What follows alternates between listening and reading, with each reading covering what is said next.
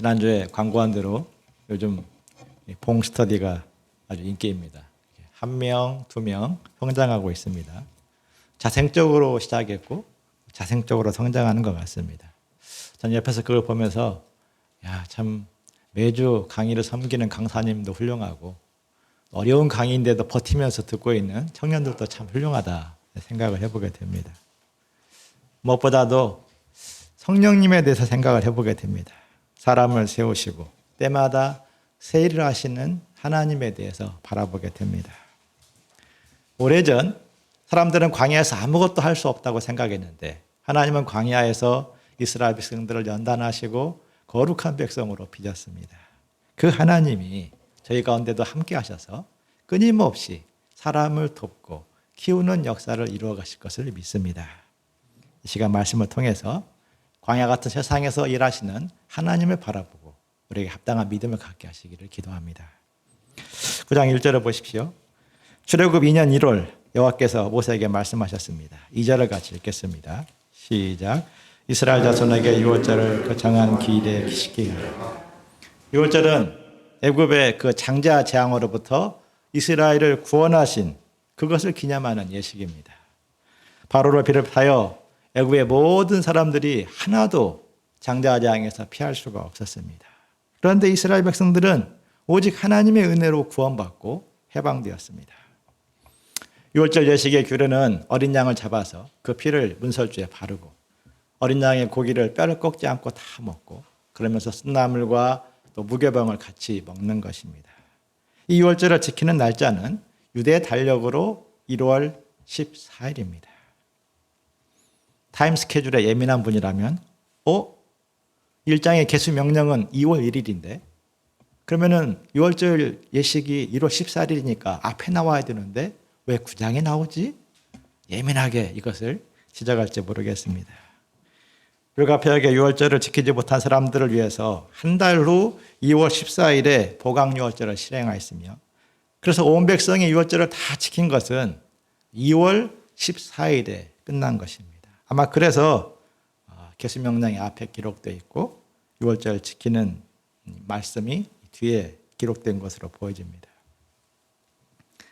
이것은 무엇보다도 누구도 예외 없이 유월절을 절대적으로 지켰다는 것을 강조하고 있습니다. 만약 고의적으로 유월절을 지키지 않는 사람이 있다면 백성 중에서 끊어버리라 하나님께서는 무섭게 명령하십니다. 유월절 준수는 이때만 강조된 것이 아니었습니다. 이스라엘 역사를 보면은 정말 중요한 순간에 하나님은 계속해서 유월절을 강조하십니다. 예를 들어서 이스라엘 백성들이 가나안 정복 전쟁을 시작할 때 여호수아서 5장에서 하나님은 이스라엘 백성들에게 먼저 유월절을 지키라 말씀하십니다. 히스기야 왕, 요시야 왕 때 성전 개혁을 시작할 때 그때도 가장 먼저 유월절을 지키도록 했습니다. 바벨론 포로로 끌려갔다가 돌아와서 성전을 재건하고 봉헌 예물을 드릴 때 그때도 먼저 유월절을 에스라가 지키도록 했습니다. 세상은 중요한 출발을 맞이할 때 미래 청사진을 제시합니다. 제가 대통령이 되면 부동산 확실히 잡겠습니다. 탄소 중립, 또 인구 절벽, 이것은 내가 확실하게 해결하고 가겠습니다. 이런 어떤 미래 비전을 제시합니다. 그런데 하나님은 중요한 출발을 앞두고 미래가 아닌 1년 전 과거를 기억하도록 말씀하십니다. 민수기 9장 이스라엘에게는 유월절 1년 전 사건이지만 정복전쟁을 앞둔 여호수아서 시대에는 41년 전의 사건이고 히스기야나 요시야 왕 때 관점에서 보면은 수백 년 전의 사건입니다. 그 오래전 그때 그 사건을 기억하는 것이 왜 중요합니까? 그 사건에 담겨 있는 의미, 구원의 은혜를 기억하는 것이 왜 중요한 것입니까? 여러 이유가 있겠지만 저는 광야길이 그만큼 힘들기 때문이라고 생각합니다. 심각한 문제를 맞이할 때 무엇으로 위기의 시간을 견딜 수가 있습니까? 구원을 주셨다. 나에게 생명을 주셨다. 이 은혜만큼 절대적인 것은 없습니다. 어떤 이들은 그렇게 말할지 모르겠습니다. 구원받는 것을 기억하는 것 기본 아닌가요? 그렇습니다. 하나님을 믿는 자라면 누구나 이 구원의 은혜를 압니다. 그런데 영적 싸움의 승리는 특별한 체험, 특별한 은사를 받는 것에 있지 않고 그 기본을 기억하는 데 있습니다. 손흥정 씨, 아시는 분은 아시겠지만 손흥민 선수의 아버지입니다. 이 아버지가 모든 것은 기본에서 시작한다 이런 책을 썼습니다. 저는 박지성이 책을 쓴 것처럼 손흥민이 책을 쓸 줄 알았는데 그 아버지가 책을 쓴 것이 신기해서 읽어보았습니다. 손흥민 아버지니까 당연히 스타 선수 출신이라고 생각을 했는데 그 아버지는 그렇지 않았습니다. 28살 젊은 날에 부상으로 축구선수 생활을 접어야 됐습니다. 막노동판을 전전했고 방과 후 체육교사, 투잡, 쓰리잡을 하며 어려운 시기를 보내며 가족을 부양했습니다. 스펙은 볼품이 없었는데 그런데 책을 읽어보니까 그 내면 세계는 남달랐습니다. 대부분의 사람들은 좌절을 겪고 나면 조급함, 두려움에 밀려서 악수를 툽니다. 막 술을 마시고 좌절감을 풀고 집에 와서는 깽판을 부리고 내가 너희들 때문에 인생이 더 피곤하다 막 스트레스를 뿜어냅니다. 그런데 그분은 어려운 시기를 맞이했는데도 자기 페이스를 놓치지 않았습니다. 정말 어려운 시기에도 자기는 5가지를 꾸준히 했다고 했습니다. 계속해서 축구를 하는 것, 이제 선수로서는 아니지만 개인적으로 축구를 계속했고 또 체육관에서 운동하는 것, 또 운동장에서 계속 매일같이 뛰었다고 합니다. 4번째로는 사색, 마지막으로는 책을 계속해서 읽었습니다. 동양 고전부터 시작해가지고 계속해서 책을 읽었다고 했습니다. 그러고 보면서 여전히 자리를 지키고 여전히 견디고 여전히 전진하는 그 삶이 손흥민 선수를 만들었구나 하는 것을 생각하게 되었습니다. 신앙의 여정도 그러합니다. 기본을 지키면 모든 것을 지킬 수 있고 기본을 지키지 못하면 시험에 빠지고 실족하게 됩니다. 이 모든 것을 지키는 그 기초는 구원의 은혜로부터 나옵니다. 구원의 은혜는 건축물의 기초와 같습니다.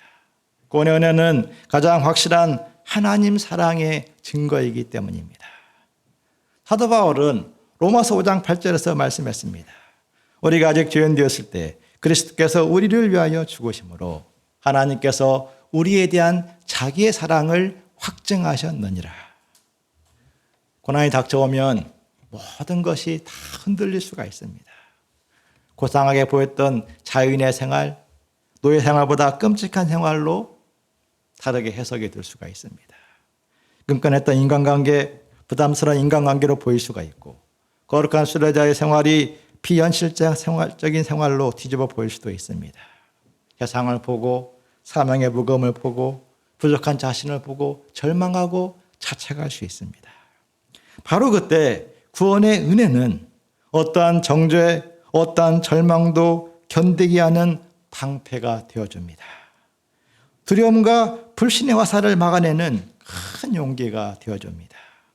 현재의 고난을 통해 연단하시고 새로운 세계로 이렇게 이끌어 가시는 하나님의 사랑을 믿게 합니다. 사도 바울이 박해 시대를 견딜 수 있는 비결이었습니다. 그런 로마서 5장 8절에서 이렇게 고백했습니다.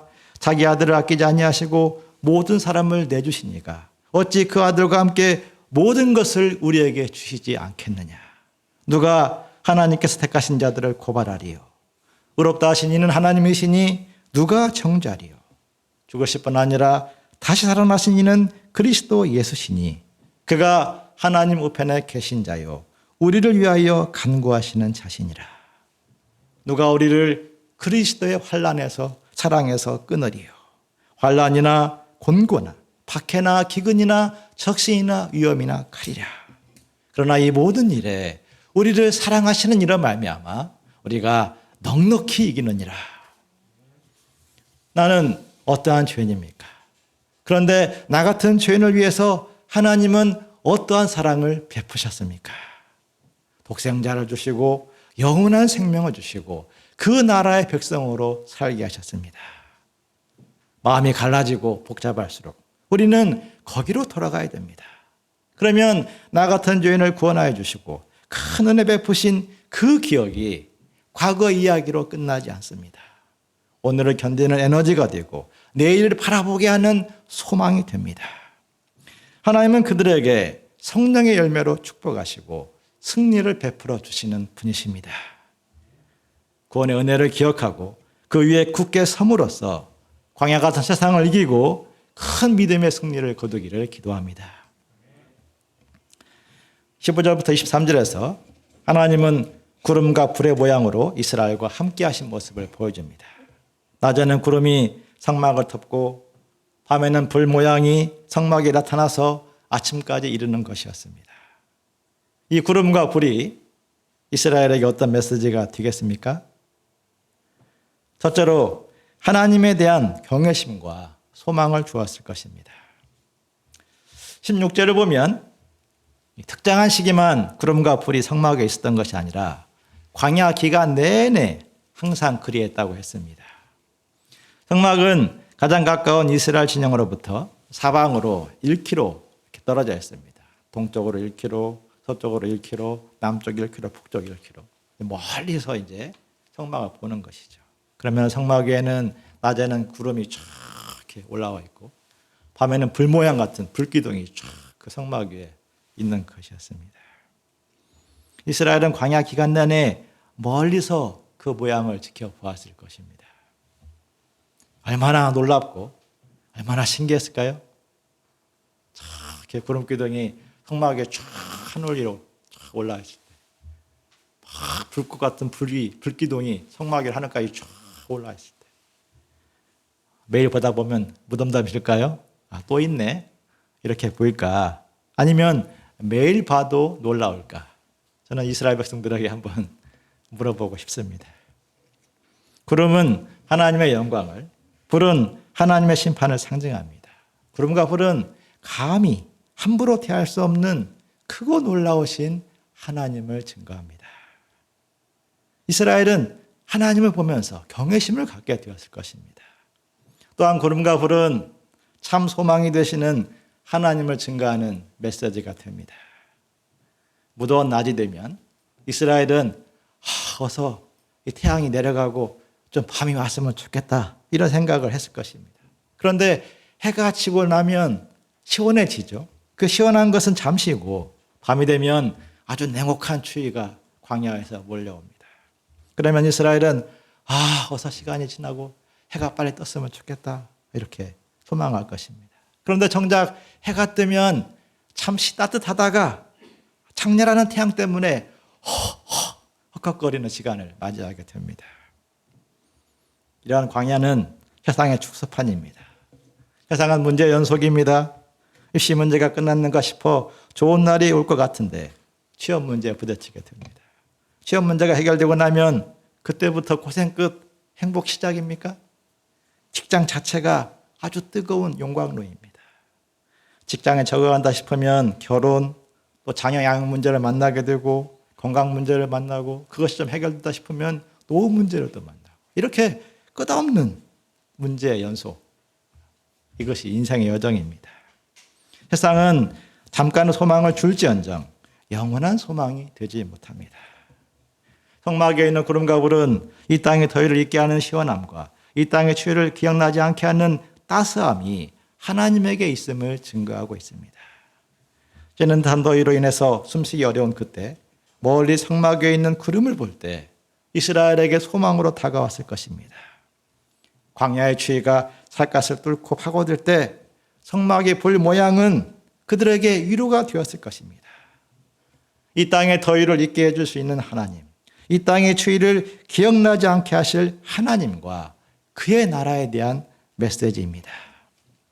약속의 땅 가나안은 모형이지 궁극적인 소망이 되지 않습니다. 이는 역사적으로 가나안 땅을 하나님께서 싹 없애버리고 다른 민족에게 주신 것이 그러합니다. 성막의 구름과 불은 인간의 능력과 상상을 뛰어넘는 하나님과 하나님의 나라가 있으며 그 나라가 택하신 자들에게 진정한 위로와 소망이 될 것이라는 메시지입니다. 하나님은 그러한 세계로 우리 택하신 자들을 능히 이끌어 가시는 분이십니다. 우리가 하나님으로부터 많은 것을 기대할 수 있지만 궁극적으로 소망할 수 있는 것이 무엇입니까? 이 땅의 더위, 이 땅의 추위로 상정되는 수많은 고통을 잊게 하는 참 소망이 무엇입니까? 하나님은 예수 그리스도의 십자가와 부활로 우리에게 참 소망을 주십니다. 십자가 부활은 하나님과 하나님 나라의 신비를 담고 있습니다. 계시록 21장에서 요한은 그러므로 이렇게 고백했습니다. 내가 들으니 보좌에서 큰 음성이 나서 이르되 보라 하나님의 장막이 사람들과 함께 있으매 하나님이 그들과 함께 계시리니 그들은 하나님의 백성이 되고 하나님은 친히 그들과 함께 계셔서 모든 눈물을 그 눈에서 닦아주시니 다시는 사망이 없고 애통하는 것이나 곡하는 것이나 아픈 것이 다시 있지 아니하리니 처음 것들이 다 지나갔음이라. 현실이 어렵고 혼탁스러울수록 눈을 들어 하나님과 하나님의 나라를 볼 수 있기를 기도합니다. 그럼 말미암아 참된 위로와 소망을 덧입혀 주시기를 기도합니다. 둘째로 하나님 명령대로 순종하는 믿음으로 이스라엘을 인도하는 것입니다. 17절을 같이 읽어보시겠습니다. 시작. 구름이 성막 위에 떠오르는 때에는 이스라엘 자손이 곧 행진하였고 구름이 머무는 곳에 이스라엘 자손이 진을 쳤으니. 구름이 성막 위에 착 떠오르면 그것은 행진 명령입니다. 행진하라.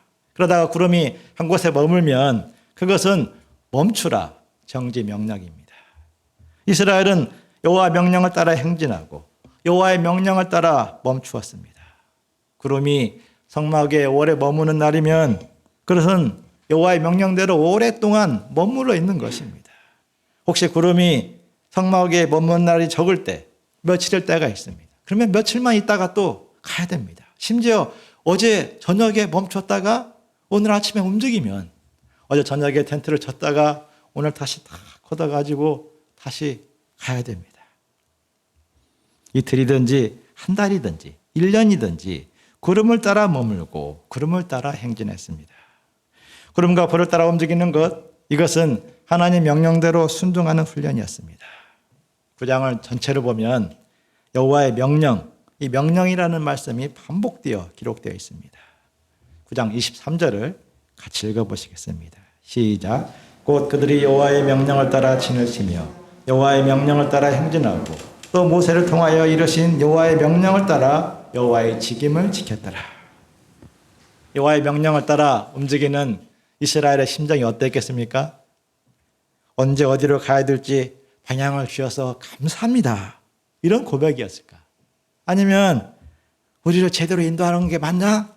이렇게 반문했을까요? 많은 사람들이 구름과 불을 따라 광야를 행진하는 모습에서 내비게이션을 떠올립니다. 내비가 자동차를 인도하듯이 구름과 불이 이스라엘을 인도했기 때문일 것입니다. 그런데 내비의 인도와 구름의 인도에는 큰 차이가 있습니다. 둘 다 인도는 맞는데 목적지가 다릅니다. 우리는 가장 빠른 길을 가기 위해서 내비게이션을 이용하지만 이 구름과 불은 가장 빨리 가는 것 자체가 목적이 아닙니다. 민수기 33장을 보면 이스라엘 38년 동안 거쳤던 40곳의 경유지가 기록되어 있습니다. 그런데 그 코스가 직진 코스가 아니라 빙 둘러서 한번 광야를 둘러서 이렇게 가나안으로 가는 코스입니다. 지름길도 아니었고 그렇다고 꽃길도 아니었습니다. 때로는 양식이 떨어지고 때로는 물이 없는 곳, 때로는 전쟁을 치러야 되는 그런 길이었습니다. 그로 인해 하나님과 이스라엘 사이에 간괴의 위기가 왔습니다. 내비게이션이 엉뚱한 길로 우리를 인도하면 어떠합니까? 사람들은 분노합니다. 이 내비게이션이 뭐야? 평소에 그 수많은 길을 인도해 줬음에도 이게 분노를 하죠. 그런 것처럼 이스라엘 백성들도 구름을 따라가다가 그 길이 이게 양식이 없고 물이 떨어지면 막 분노하고 원망했습니다. 하나님께 감히 원망할 수 없으니 모세에게 달려가서 모세에게 그 모든 스트레스를 풀었습니다. 이스라엘의 생각과 하나님 생각이 달랐기 때문입니다. 선지자 이사야는 이스라엘 백성들을 향하여 외쳤습니다. 이는 내 생각이 너희 생각과 다르며 내 길은 너희 길과 다름이니라. 여호와의 말씀이니라. 이는 하늘이 땅보다 높은 같이 내 길은 너희 길보다 높으며 내 생각은 너희의 생각보다 높음이라. 광야 이스라엘은 세상을 살아가는 모든 신자들의 이야기입니다. 요한복음 6장을 보면 예수님은 오병이어로 5천 명을 먹이셨습니다. 그런데 결과적으로 예수님과 무리들이 충돌하게 됩니다. 무리들은 예수님을 왕으로 세우고 계속해서 떡을 먹기를 얻는 그런 그림을 예상했는데 예수님은 그들에게 끝까지 떡을 주지 않고 오직 영생의 양식을 제시했기 때문입니다. 그러자 열렬하게 환영했던 무리들이 예수님 막 욕하고 요셉의 아들이 아니냐 비방하며 떠나갑니다. 예수님 따르던 많은 제자들까지도 덩달아서 말씀이 어렵다며 같이 떠나가 버립니다. 하나님은 광야길을 통해서 이스라엘을 어디로 인도하셨습니까?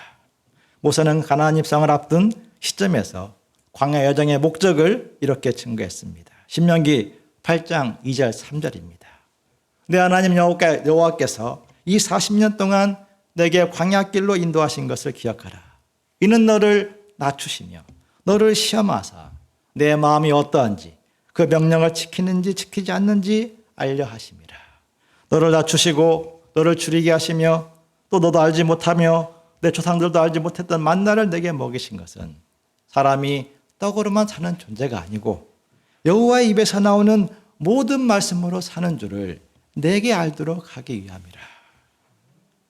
이스라엘은 높아지고 편안한 곳으로 인도함 받기를 원했을 터인데 하나님은 이스라엘에게 겸손한 마음, 가난한 마음을 주고자 인도하신 것입니다. 때로는 양식을 통해 때로는 기근을 통해 겸손케 하십니다. 매일의 만나를 통해서 겸손케 하십니다. 또한 광야길을 통해서 이스라엘을 시험하사 그들의 숨겨진 모든 것을 드러내십니다. 광야 여정은 그들 안에 있는 두려움, 탐욕, 교만과 정욕, 시기심, 거짓, 그 숨겨진 모든 욕망들, 죄 문제를 드러냅니다. 회개할 것이 드러나야 새로워질 수 있고 부족한 것이 드러나야 채워질 수 있습니다. 그러한 과정의 결국은 하나님 말씀에 대한 믿음으로 연결됩니다.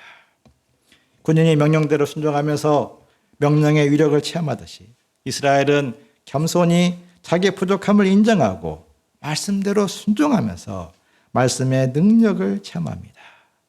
여호와의 말씀이 진리의 말씀이고 여호와의 말씀에 영혼의 양식이 있음을 체험하게 됩니다. 그리할 때 노예 백성의 굴레를 벗어 던지고 하나님의 군대로 빚어지는 것입니다. 가나안 축복을 감당할 수 있는 진정한 거룩한 백성, 제사장 나라로 준비되는 것입니다. 하나님이 오늘의 우리를 인도하시는 손길도 그러합니다. 지난 2년 동안 우리는 코로나라는 지구적인 재앙을 만났습니다. 이번 주부터 위드 코로나로 들어간다고 하지만 지금도 많이 두려운 것이 우리의 현실입니다. 경제적인 측면도 그러하고 복음 역사 측면에서도 전도의 어려움, 관계성과 신앙 정체성의 위기를 겪고 있습니다. 많은 이들이 장래 염려, 불안, 고독, 우울증을 호소합니다. 우리 보기에는 이러한 시간들이 없었으면 좋을 터인데 하나님은 우리를 이 속으로 인도하셨습니다. 그를 통해 우리를 낮추시고 우리를 시험하십니다. 우리 인간의 자랑하던 것들이 아무것도 아님을 드러내십니다. 또한 우리는 죽음 앞에 두려워하고 새로운 변화에 약한 그런 미약한 존재임을 드러내십니다. 불필요한 허례허식, 숨겨진 것들을 드러내십니다. 이것은 우리를 미워하심이 아니요 이를 통해서 우리가 다시 한번 하나님 말씀을 의지하고 하나님 말씀을 통해서 우리 영혼이 새롭게 되기를 원하시기 때문입니다. 가치관과 개인 신앙을 드러나고 믿음의 뿌리를 드러내심으로 우리를 영생의 말씀, 하나님 나라에 굳게 세우기 위함입니다. 하나님만을 바라보고 말씀을 의지한다면 광야 같은 코로나 시대는 새로운 믿음을 얻게 하는 통로가 될 것입니다. 아무도 도와줄 수 없는 그때 하나님께 부르짖을 때입니다.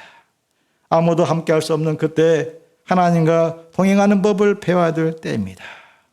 성령으로 함께 하시는 하나님을 의지하고 순종하는 법을 배워야 됩니다. 하나님이 우리에게 오늘 주시는 믿음입니다. 하나님은 그들에게 승리를 주시고 축복의 가나안을 얻게 하실 것을 믿습니다. 10장 1절부터 10절은 9장 23절 말씀 여호와의 명령대로의 적용입니다. 하나님은 구름으로 명령하시고 나팔 소리로 명령하십니다. 예를 들어서 나팔 하나로 불면 온 휴정이 모이고 두 개로 불면 천부장만 모입니다. 짧게 한 번 불면 동쪽 진영이 막 전진하고 두 번 불면 남쪽 진영이 전진하는 그런 모습입니다. 11절은 드디어 광야여정을 출발하는 장면이 나옵니다. 출애굽기 2년 2월 20일이었습니다. 구름이 증거의 장막에서 떠오르자 이스라엘은 시내 광야를 향해서 힘차게 출발했습니다. 14절부터 28절에 거쳐서 군대를 따라 이 말씀이 반복되어 기록되어 있습니다. 이스라엘이 출애굽했을 때 그때는 피난민처럼 막 우왕좌왕 떼거리로 몰려 나왔습니다. 그러나 이제는 질서 정연한 하나님의 군대로서 행진을 시작한 것입니다. 물론 이것은 훈련소에 입대한 청년들이 제일 먼저 제식 훈련을 받는 것과 같습니다. 즉 완성된 군대가 아니라 이제 군대로서의 시작입니다. 진짜 군대로서의 위용과 스피릿은 광야여정을 끝나는 그때에 갖추어질 것입니다. 29절부터 34절은 미디안 사람 호밥에게 도움을 요청한 모세를 보여줍니다. 호밥은 모세의 장인 루엘의 아들로서 광야에서 태어나고 광야에서 평생을 살아온 광야 전문가입니다.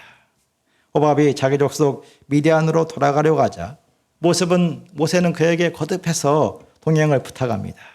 31절에 보십시오. 청하건대 떠나지 마소서. 당신은 우리에게 광야에서 어떻게 지칠지를 아나니 우리의 눈이 되어 주십시오. 이렇게 간청합니다. 모세는 40년의 광야 생활을 했습니다. 모세도 나름대로 광야에 대한 경험과 지식이 풍부합니다. 그럼에도 당신 없이는 안 됩니다. 이렇게 간청합니다. 보통의 사람들은 자기가 뭔가 좀 알면 당신 없어도 나 언제든지 얼마든지 할 수 있어. 이렇게 자기 어떤 능력을 과시하기를 좋아합니다. 그러나 모세는 겸손히 동역을 요청했습니다. 35절 36절을 보면 모세는 하나님을 향하여도 도움을 요청합니다. 여호와의 개가 출발할 때 모세는 하나님을 향해서 외쳤습니다. 여호와여 일어나사 주의 대적을 흩으시고 주를 미워하는 자가 주 앞에서 도망하게 하소서. 개가 멈췄을 때는 하나님을 향해서 다시금 기도했습니다. 여호와여 이스라엘 종족들에게로 돌아옵소서. 모세는 범사에 하나님을 의지하고 맡겼습니다. 동역자에 대해서 그리고 하나님에 대해서 마음을 낮추어 섬기는 모세입니다. 이스라엘 성숙의 모델이라 할 수 있습니다. 이스라엘이 광야를 거치면서 모세 같은 믿음과 내면성을 준비한다면 하나님의 군대로서 온전히 준비되는 것입니다. 우리 또한 광야 같은 세상에서 연단을 받아서 하나님을 의지하고 동역자를 신뢰하고 동역하는 믿음을 준비하시기를 기도합니다. 그리야 할 때 하나님의 거룩한 군대에서 크나큰 승리를 거두는 사람, 그러한 모임이 될 것을 믿습니다.